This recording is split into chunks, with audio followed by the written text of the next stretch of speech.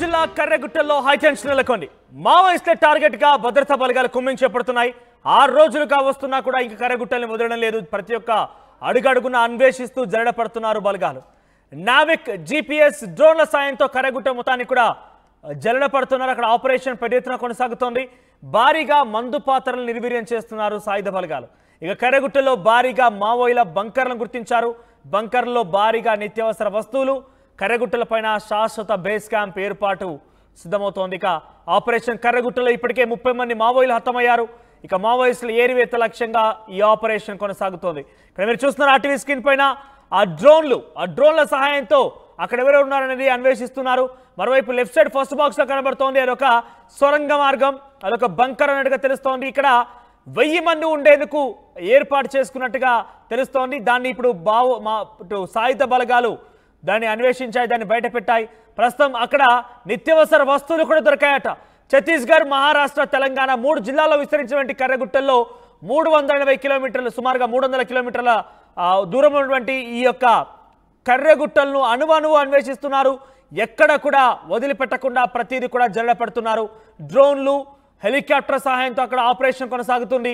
ఈ కుమ్మింగ్ ఆపరేషన్లో ప్రతి అడుగు వేయాలన్న కూడా పోలీసులు ఆచితూచి వేస్తున్నారు. అక్కడ ఉంది మామూలు వ్యక్తులేం కాదు, చాలా కీలకమైనటువంటి మావో నేతలట్టుగా తెలుస్తోంది. హిడ్మా లాంటి వ్యక్తులు ఉన్నారు కాబట్టి అడుగడుగు కూడా చాలా ఆచితూచి వ్యవహరించాల్సినట్టుగా పోలీసులు ఆ రకంగానే వ్యవహరిస్తున్నారు. ఒకవైపు బార్డర్లో అటు పాకిస్తాన్ వర్సెస్ ఇండియాగా పెద్ద ఎత్తున ఒక ఉద్రిక్తత వాతావరణం చోటు చేసుకుంటుంది. అక్కడ ఇండియన్ భారత బలగాలు కూడా పెద్ద ఎత్తున పాకిస్తాన్ పైన ఎప్పుడెప్పుడా అని చెప్పి ఎదురు చూస్తున్నాయి. ఏ క్షణమైన పాకిస్తాన్ పైన మెరుపు దాడి చేయొచ్చు. అదే రకంగా ఇక్కడ దేశంలో కూడా మావోలకి పోలీసులకు మధ్య ఇదే రకమైన యుద్ధ వాతావరణం కనబడుతోంది. దీనికి సంబంధించి మరిన్ని అప్డేట్స్ మా ప్రతినిధి వెంకటరత్నం అందిస్తారు. వెంకటరత్నం, ఏం జరుగుతోంది కర్రెగుట్టలో ప్రెసెంట్? అక్కడ కుమ్మింగ్ సంబంధించి ఆపరేషన్ ఎలా కొనసాగుతోంది? అప్డేట్స్ ఏంటి? గత 6 రోజులుగా ఇక్కడ మావోయిస్టుల ఏరివేతే లక్ష్యంగా ఇక్కడ భారత బలగాలు అలాగే కేంద్ర రాష్ట్ర ప్రభుత్వాలు, అంటే రాష్ట్ర ప్రభుత్వం అంటే ఛత్తీస్గఢ్ ప్రభుత్వానికి సంబంధించి ఇక్కడ గత 6 రోజులుగా సెర్చింగ్ ఆపరేషన్ కొనసాగుతుంది. దీనికి సంబంధించి అనేక అంశాలు వెలుగులోకి వస్తున్నాయి, కానీ నిర్ధారణ మాత్రం జరగడం లేదు.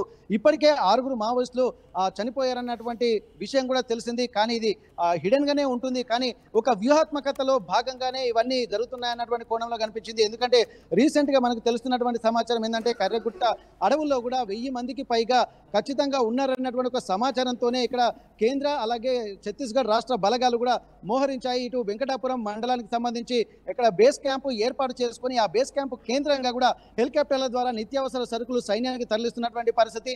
ఈ నేపథ్యంలోనే ఇక్కడ మావోయిస్టులను పట్టుకుంటున్నటువంటి ఆలోచనలు కూడా కనిపిస్తున్నాయి. కానీ మొన్న జరిగినటువంటి 6 నక్సలైట్లు చనిపోయారన్నటువంటి కోణాన్ని ఒక్కసారి పరిశీలించినట్టయితే ఇక్కడ నక్సలైట్లు కూడా ఇక్కడ వాళ్ళు బయటికి వెళ్ళేటువంటి మార్గాలను కూడా అన్వేషిస్తున్నట్టుగా ఒక సమాచారం అయితే కనిపిస్తుంది. ఎందుకంటే ఒకరిద్దరిని లేకుంటే 5 చొప్పున ఏ మార్గాల గుండా వాళ్ళను బయటికి పంపిస్తున్నారు. అంటే ఒకవేళ ఎదురు కాల్పులు జరిగి వాళ్ళ నుంచి ఉంటే సమాచారం రాకుంటే మాత్రం ఆ మార్గాన్ని వాళ్ళు ఎంచుకోవట్లేదు అన్నట్టుగా తెలుస్తుంది. ఒకవేళ వీళ్ళు స్ట్రైట్ గా అక్కడ నుండి బయటికి వెళ్ళి సేఫ్ గా వెళ్ళి అంటే కర్రెగుట్టల ప్రాంతం నుంచి వెళ్ళి బయటికి వెళ్తున్నటువంటి దారిలో వాళ్ళు నక్సలైట్లు బయటికి వెళ్ళిన తర్వాత ఇక్కడ వాళ్ళు ఒక ఇండికేషన్ ఇస్తే వీళ్ళు కూడా తప్పించుకునేటువంటి ప్రయత్నం అయితే కనిపిస్తుంది అన్నటువంటి ఒక వార్తలు వస్తున్నాయి. కానీ అందులో ఎంత క్రెడిబిలిటీ ఉందన్న సమాచారం ఉందన్నది కూడా చూడాల్సినటువంటి అవసరం ఉంది. కానీ ఇక్కడ పరిస్థితులు చూసినట్టయితే మొత్తం 280 కిలోమీటర్ల రేడియస్ లో, చదరపు కిలోమీటర్ల రేడియస్ లో ఇక్కడ కర్రెగుట్ట అడవుల ప్రాంతాలు విస్తరిస్తున్నటువంటి నేపథ్యంలో కూడా ఇక్కడ పూర్తి స్థాయిలో తెలంగాణ ప్రాంతం నుండి వెంకటాపురం మండల కేంద్రం బేస్ గా ఇక్కడ పోలీసులు కూడా ఒక 10-15 చోట్ల ఇక్కడ బేస్ క్యాంపులను చిన్న ప్రాంతాలుగా అంటే 300-400 మంది చొప్పున వీళ్ళు ఏర్పాటు అయ్యి అక్కడ కార్యకలాపాలు కూడా నిర్వర్తిస్తున్నారు. లోపలికి ఎవరు వెళ్లకుండా ఇటు తెలంగాణ ప్రభుత్వానికి సంబంధించినటువంటి పోలీసులు కానీ ఇక్కడ మిగిలిన వాళ్ళు ఎవరు లోపలికి వెళ్లకుండా కానీ గస్తీ కాస్తున్నారు. కానీ ఈ కర్రెగుట్ట అడవుల ప్రాంతంలో చాలా వరకు కొన్ని గ్రామాలు ఉన్నాయి. ఆ గ్రామాలు కూడా ఎప్పటి నుండో ఉంటున్నటువంటి నేపథ్యంలో ఆ గ్రామాల ప్రజలకు ఎలాంటి ఇబ్బంది కలగకుండా కూడా పోలీసులు కూడా చాకచక్యంగా వ్యవహరిస్తున్నారో తెలుస్తుంది. అనుమానం వచ్చినటువంటి వాళ్ళను అదుపులోకి తీసుకోవడమా, లేకపోతే అక్కడ తీవ్ర పరిస్థితులు ఉంటే వాళ్ళని ఎన్కౌంటర్ చేయడమా, ఇవన్నీ లక్ష్యంగా ఒక ప్రణాళికాబద్ధంగా కూడా 6 రోజుల పాటు ఈ వ్యవస్థ కొనసాగుతూనే ఉంది. దీనికి సంబంధించి ఇటు పోలీసు బలగాలు కూడా కొంత ఆందోళన వ్యక్తం చేస్తున్నాయి. ఎందుకంటే విపరీతమైనటువంటి వేసవి వేడిని దృష్టిలో పెట్టుకొని కూడా పోలీసు బలగాలు కూడా అస్వస్థకు గురవుతున్నటువంటి పరిస్థితులు కనిపిస్తున్నాయి. మొన్న ఆర్మీ జవాన్లకు సంబంధించి ఒక 2 ఇక్కడ ఎదురు కాల్పుల్లో గాయాలైనటువంటి వార్తలు రాగానే వాళ్ళిద్దరిని ఇక్కడ హెలికాప్టర్ ద్వారా బస్తర్ జిల్లా జిల్లాలకు తరలించినట్టుగా తెలుస్తుంది. మావోయిస్టులకు సంబంధించి ఇప్పుడు ఒక అధికారిక ప్రకటన అయితే రావడం లేదు. ఎందుకంటే 28 మంది నుండి 30 మంది దాకా చనిపోయారన్నటువంటి ఒక వార్తలు వస్తున్నాయి. కానీ ఇది ఒకవేళ చనిపోయినా కానీ పోలీసులు కావాలని బయట పెట్టడం లేదా, లేకపోతే ఇది బూటకపు ఆలోచనల అన్నటువంటి కోణంలో కూడా ఆలోచించాల్సినటువంటి అవసరం ఉంటుంది. ఎందుకంటే ఇక అనేక రకాల ఆలోచనలు అయితే వినిపిస్తున్నాయి. ఇక్కడ హిడ్మాతో పాటు దామోదరు, అలాగే బల్లా ప్రకాష్, అలాగే సుజాత, ఇట్లాంటి వాళ్ళందరూ కూడా ఒక్కొక్క బలగానికి సంబంధించి 500 మంది చొప్పున ఉంటారన్నటువంటి ఒక ఆలోచనలు అయితే కనిపిస్తున్నాయి. ఒక్కొక్క టీంకి 500 మంది ఉంటే వీళ్ళందరూ కూడా ఎక్కడ దాచుకున్నారు, ఎటువైపు వెళ్తున్నారు అన్నటువంటి కోణంలో కూడా ఆలోచించాల్సింది. ప్రస్తుతానికైతే పోలీసులు కూడా అమెరికన్ టెక్నాలజీని, అంటే ప్రపంచంలో ఉన్నటువంటి అత్యాధునిక టెక్నాలజీని కూడా గతంలో బీజాపూర్, బస్తర్ ప్రాంతాల్లో కూడా కొన్ని ఏరియాల్లో కూడా ఇక్కడ వాళ్ళ సెంటర్లను ఏర్పాటు చేసుకున్నారు. బేస్ క్యాంపులను ఏర్పాటు చేసుకొని ఆ కేంద్రంగా కూడా ఇక్కడ ఏమేమి జరుగుతుందో ఒక హై డెఫిషియన్సీ కెమెరాలను, అలాగే నిఘా వ్యవస్థను కూడా పటిష్టంగా లోపలికి పంపించి ప్రతిదీ కూడా జల్లెడబడుతున్నట్టుగా తెలుస్తుంది. వీటన్నిటిని దృష్టిలో పెట్టుకుంటే పోలీసులు అంటే కేంద్ర బలగాలకు ఇక్కడ మావోల సమాచారం, ఉనికి, కదలికలు ఉన్నాయా లేనటువంటి ఒక ఆలోచన అయితే కనిపిస్తున్నాయి. కానీ తాజాగా ఇక్కడ పోలీసులు వెతుకుతున్నటువంటి క్రమంలో ఒక భారీ బంకర్లు కూడా అక్కడ కనిపించినట్టుగా తెలుస్తుంది. అందులో 1000 మందికి పైగా తలదాచుకునే విధంగా ఈ బంకర్లు ఉన్నాయని చెప్పి గత కొద్ది రోజుల క్రితం భారీ స్థాయిలో ఇక్కడ అంటే మావోయిస్టులకు సంబంధించి సమావేశాలు జరిగాయి. ఆహార పదార్థాలు అక్కడ ఉన్నటువంటి పరిస్థితులు చూస్తుంటే కొద్ది రోజుల క్రితమే ఎక్కువ మోతాదులో సంఖ్య, అంటే మావోయిస్టులకు సంబంధించి ఎక్కువ మంది ఒక సమావేశం అయినట్టుగా తెలుస్తుంది. అక్కడ ఉన్నటువంటి ఆహార పదార్థాలు లేకపోతే మీటింగ్లా ఏం జరిగిందో తెలియదు. కానీ మొత్తానికైతే కొంతమంది చాలా ఎక్కువ మొత్తాదులో ఇక్కడ వీళ్ళు గుమికూడి ఒక సమావేశాలు కూడా నిర్వహించినట్టుగా తెలుస్తుంది. అయితే దీనికి సంబంధించి ఆ బంకర్లలో ఏం జరుగుతుందన్నది ఒక చీకట్లోనే, అంటే మొత్తం డే టైంలో కూడా లోపలికి వెళ్తే చీకట్లోనే ఉంటుంది. కానీ వాటికి సంబంధించినటువంటి ఆక్సిజన్ సరఫరా ఉండే విధంగా కూడా తగిన చర్యలు తీసుకున్నారన్నట్టు తెలుస్తుంది. ఇక బయటికి అంటే ఎట్లాంటి విపత్కర పరిస్థితులు వచ్చినా కానీ బంకర్లోకి తలదాచుకుంటే ఎవరు గుర్తుపట్టలేనటువంటి పరిస్థితి కనిపిస్తుంది. కానీ ఒక అత్యాధునిక టెక్నాలజీ ఉంటున్నటువంటి నేపథ్యంలో ఇక్కడ భూమి లోపల ఏం జరుగుతుందో అన్నటువంటి గుర్తించేటువంటి టెక్నాలజీ కూడా ఇప్పుడు జియోలాజికల్ డిపార్ట్మెంట్ కూడా గుర్తించేటువంటి టెక్నాలజీ వచ్చింది. కానీ ఇప్పుడున్నటువంటి పరిస్థితుల్లో మొత్తం జల్లెడ పడుతున్నటువంటి పరిస్థితులలో ఇక్కడ బంకర్లు గుర్తింపబడ్డాయి. దాంట్లో ఆహార పదార్థాలతో పాటు చాలా వరకు ఇక్కడ సమావేశాలు నిర్వహించినటువంటి వ్యవస్థగా ఉంది.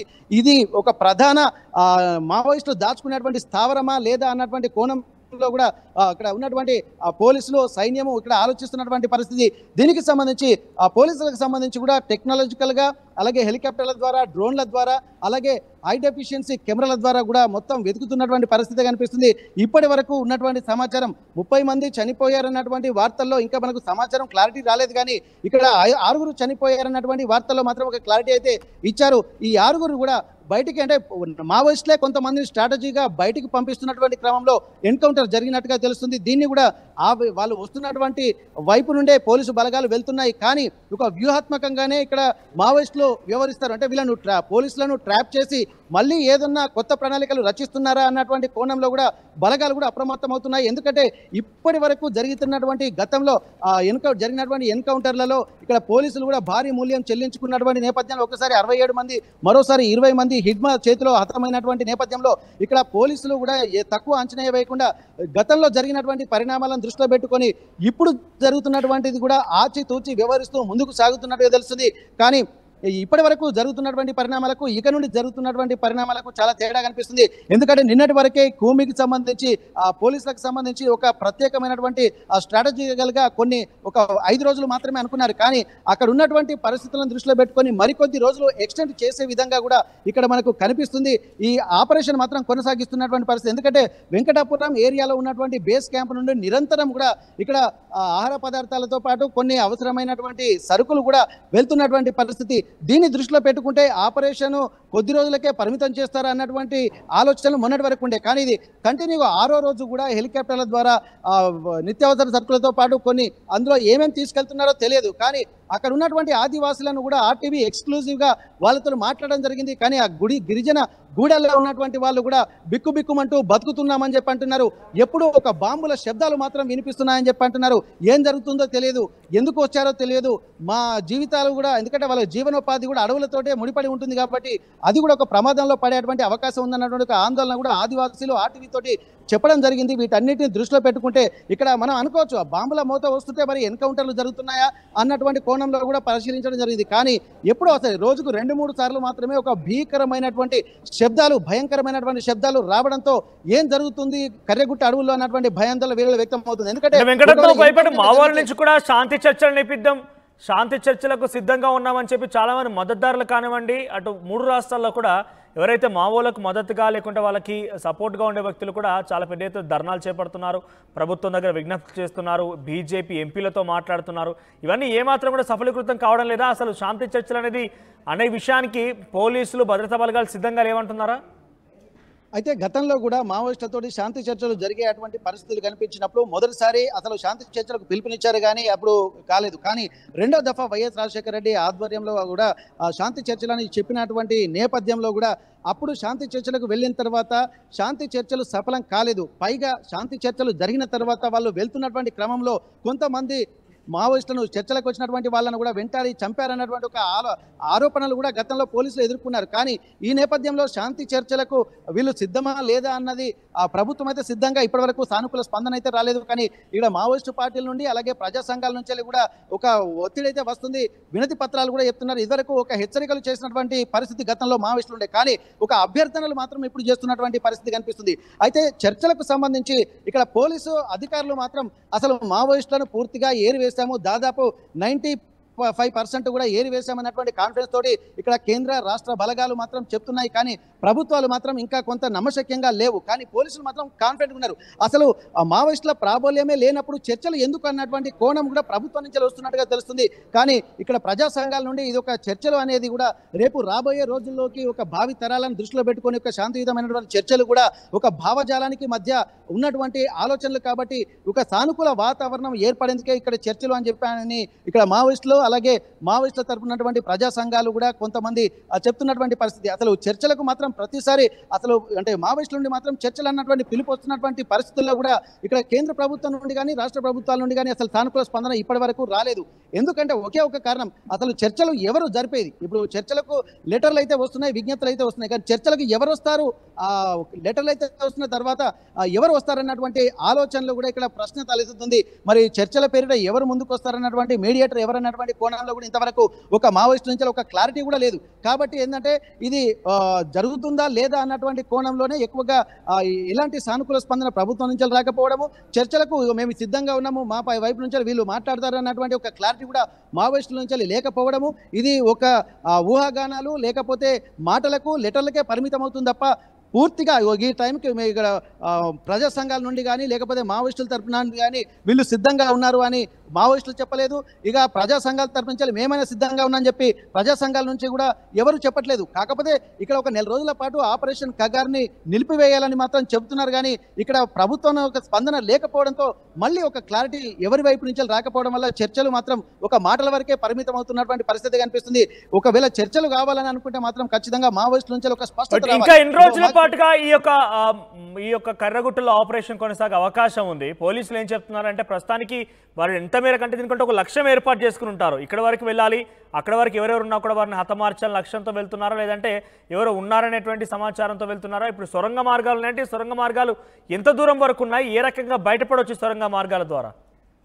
అయితే ఇప్పుడు సొరంగ మార్గాలు అంటే నాకు తెలిసి ఇప్పుడు మనకు ఉన్నటువంటి సమాచారం ప్రకారం ఆ ఒక్క సొరంగ మార్గమే ఇక్కడ లేదు, ఇంకా చాలా ఉంటాయి. ఎందుకంటే ఇప్పుడు గత కొద్ది సంవత్సరాలుగా అంటే 40-50 ఏళ్లుగా కూడా మావోయిస్టులు అంటే చిన్నతనంలో వెళ్ళినటువంటి వాళ్ళు కూడా ఇప్పుడు దాదాపు వృద్ధులైపోయారు. అంటే వాళ్ళకు సంబంధించినటువంటి ఒక సేఫ్ జోన్ను ఏర్పాటు చేసుకొని అక్కడ ఉంటారు. ఇక్కడ బీజాపూర్ సరిహద్దు ప్రాంతాలు కావచ్చు, బస్తరు ప్రాంతాలు కావచ్చు, అలాగే తెలంగాణ వచ్చేసరికి ఇక్కడ వెంకటాపురము, ఈ ప్రాంతాలు వాజేడు వెంకటాపురం కావచ్చు, ఇవన్నీ ప్రాంతాలు కూడా అంటే మొత్తం ఒకసారి మనం ఈ ప్రాంతాలని కనుక విశ్లేషిస్తే ఒక 60-70% కర్రెగుట్టల అడవులేమో ఛత్తీస్గఢ్లో ఉంటాయి, 30% తెలంగాణలో ఉంటాయి. ప్రభుత్వాలు కూడా గతంలో కూడా మావోయిస్టుల ఏరివేత లక్ష్యంగా ఆపరేషన్ కగార్ను దృష్టిలో పెట్టుకొని 4000 చదరపు కిలోమీటర్ల మేర ఇక్కడ బస్తరు ప్రాంతానికి సంబంధించి అక్కడ ఒక బేస్ క్యాంప్ను ఏర్పాటు చేసుకున్నారు. ఆ బేస్ క్యాంప్కు సంబంధించి కూడా హిడ్మా ఎక్కడైతే ఏ ఊరైతే ఉన్నదో ఆ హిడ్మా ఉన్నటువంటి ప్రాంతాల్లోనే 4000 అడుగుల చదరపు అడుగుల విస్తీర్ణంలో ఒక బేస్ క్యాంప్ ఏర్పాటు చేసుకున్నారు. అది ఛత్తీస్గఢ్ ప్రాంతానికి సంబంధించి పరిమితం చేశారు. కానీ ఇప్పుడు ఒక స్ట్రాటజీ కూడా వినిపిస్తుంది. అది ఎంతవరకు నిజం అనేది మనం ఆలోచించాల్సినటువంటి అవసరం ఉంటుంది. కానీ ఇప్పుడు అదే కోణంలో ఈ 30% ఉన్నటువంటి కర్రెగుట్ట అడవులు తెలంగాణ ప్రాంతానికి ఏదైతే ఉందో దీనికి కూడా ఒక బేస్ క్యాంప్ను ఏర్పాటు చేయాలంటే ఇక్కడ మళ్ళీ మావోయిస్టుల వేట పేరుతోటి వెళ్ళి ఒక అనుకూలమైనటువంటి వాతావరణాన్ని చూసి అక్కడ కూడా బేస్ క్యాంపు ఏర్పాటు చేస్తున్నారా అన్నటువంటి ఒక ఆలోచనలు కూడా వస్తున్నటువంటి నేపథ్యంలో అందులో భాగంగానే ఇటు మావోయిస్టుల ఏరివేత అలాగే సురక్షిత ప్రాంతాలు ఏమైనా ఉంటే అక్కడ బేస్ క్యాంపులను కూడా ఏర్పాటు చేసేటువంటి లక్ష్యం. ఈ రెండు కలగలిపి కేంద్ర బలగాలు కూడా ముందుకు వెళ్తున్నట్టుగా తెలుస్తుంది. వీటన్నిటిలో భాగంగానే ఇప్పుడు హెలికాప్టర్ల ద్వారా తరలించేటువంటి సామానంతా బేస్ క్యాంపులు ఏర్పాటు చేసేటువంటి ఒక స్థావరాల కోసమేనా అన్నటువంటి ఆలోచన అయితే తెలుస్తుంది. ఎందుకంటే అంత దూరం మామూలుగా వెళ్ళేటువంటి వాళ్ళు ఎవరు లేరు. ఈ హెలికాప్టర్ల ద్వారా వెళ్తున్నారు. పోలీసులు మాత్రం కింద నుండి బలగాలు దాడులు చేసుకుంటూ వీళ్ళు కూడా వెళ్తున్నారు. ఈ నేపథ్యంలో కూడా పోలీసులకు సంబంధించి ఒక్కొక్కటి బయటపడుతున్నారు. ఎందుకంటే వీళ్ళు కింద నుండి సాయుధంగా నడుచుకుంటూ వెళ్తున్నటువంటి నేపథ్యంలో వీళ్ళు మొత్తం ఎక్కడెక్కడ బాంబ్ స్క్వాడ్లు ఉన్నాయా అన్నటువంటి కోణంలో కూడా వెళ్తున్నారు. అందులో భాగంగానే నిన్న కూడా ఒక ఆర్మీ జవాన్కి కూడా ఒక ప్రెషర్ బాంబు కాళ్ళు పగిలిపోయినట్టుగా వార్తలు వచ్చాయి. దానికి సంబంధించినటువంటి ఫోటోలు కూడా విడుదల చేశారు. అంటే ఖచ్చితంగా కర్రెగుట్టల వైపు మావోయిస్టులు గతంలో చెప్పిన విధంగానే బాంబులు అమర్చినటువంటి మాట వాస్తవమే అన్నట్టుగా తెలుస్తుంది. గతంలో కూడా కొంతమంది ఆ ప్రెషర్ బాంబులు పేలి గాయాల పాలయ్యారు. ఒకరు చనిపోయినటువంటి పరిస్థితులు కూడా ఉంది. కాబట్టి ఆచితూచి అడుగులు వేసుకుంటూ వీళ్ళు వెళ్తున్నారు. కానీ ఒక సురక్షిత ప్రాంతాల్లో కూడా బేస్ క్యాంప్ ఏర్పాటు చేసి ఆ బేస్ క్యాంప్ కేంద్రంగా ఇటు తెలంగాణ నుండి ఒక బేస్ క్యాంపు అలాగే ఛత్తీస్గఢ్ నుండి ఒక బేస్ క్యాంపు ఈ రెండు బేస్ క్యాంపుల ఆధారంగా ఛత్తీస్గఢ్ కర్రెగుట్ట అటవీ ప్రాంతాలని కూడా తమ ఆధీనంలోకి తెచ్చుకుంటున్నారన్నటువంటి విమర్శలు కూడా వివిధ ప్రజా సంఘాల నేతలు చెప్తున్నటువంటి పరిస్థితి. అసలు ఏం జరుగుతుంది కర్రెగుట్టలో అన్నటువంటి ఒక కోణం కూడా ఇక్కడ ఆలోచనలు రేకెత్తిస్తుంది. ఇటు మావోయిస్టుల ఏరివేత లక్ష్యమా లేకపోతే మరో ఇంకేమైనా యాంగిల్ ఉందా కేంద్ర ప్రభుత్వానికి అన్నటువంటి ఒక కోణంలో అలాగే విమర్శలు అలాగే కొంత ఇబ్బందికర వాతావరణం ఎదుర్కొంటున్నటువంటి పరిస్థితి కనిపిస్తుంది. మనోజ్ రైట్ వెంకటరత్నం. సో మొత్తం మీద మావోయిస్టుల ఏరివేత ప్రక్రియ కర్రెగుట్టల్లో కొనసాగుతూనే ఉంది. 6 రోజులు కావస్తున్నా ఇంకా ప్రక్రియ కొనసాగుతూనే ఉంది. బేస్ క్యాంపుల ఏర్పాటు కూడా సంసిద్ధ ముందుకు వేస్తున్నారు పోలీసులు. ముఖ్యంగా ఆర్మీ జవాన్లు నిన్న ఒకరు చిన్నగా ప్రెషర్ కుక్కర్ పేలిపోయి ఈ రకమైనటువంటి కాళ్ళు కూడా పగిలిపోయినట్టుగా తెలుస్తోంది. అఫీషియల్ కన్ఫర్మ్ చేశారు. ఇంకా ఈ ఆపరేషన్ కొనసాగుతున్న నేపథ్యంలో కర్రెగుట్టల్లో ఇంకెటువంటి మారణ హోమాన్ని చూడబోతున్నాం అనేది కొంత ఆసక్తి రేపుతోంది. ప్రస్తుతానికి అటు శాంతి చర్చలకు కూడా సిద్ధం లేరు. వారంతా కూడా సీజ్ ఫైర్ విషయాన్ని కానివ్వండి పీస్ టాక్స్ కానివ్వండి సిద్ధంగా లేరని మాత్రం చాలా స్పష్టంగా అర్థమవుతుంది పోలీసుల వర్షంలో అయితే. సో 3 రాష్ట్రాల్లో ఉన్నటువంటి ఈ అడవులని పూర్తిగా కూడా జల్లెడపడుతున్నారు, కుంబింగ్ చేపడుతున్నారు, సొరంగ మార్గాల్ని కనుగొంటున్నారు. ఇంకా సొరంగ మార్గాలు ఉండే అవకాశం ఉంది. అటు మావోలు కూడా చాలా పెద్ద ఎత్తున అలర్ట్గా ఉన్నారు. ఎప్పటికప్పుడు వీటిని తిప్పుకోవడానికి కూడా సిద్ధంగా ఉన్నట్టుగానే ఈ సొరంగ మార్గాలు చూస్తుంటే అర్థమవుతుంది. చూద్దాం మరి ఏం జరుగుతుందో.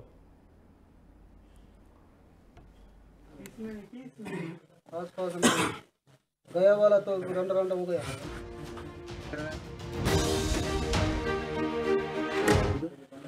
रास्ता और रास्ता है क्या?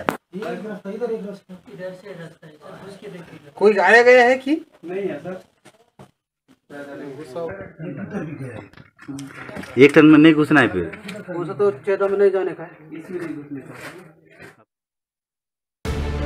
యూపీఎస్సీ సిఎస్సి 2024 ఫలితాల్లో 16కు పైగా ర్యాంకులు సాధించి ప్రభంజనం సృష్టించిన విష్ణు ఐఏఎస్ అకాడమీ విద్యార్థులు.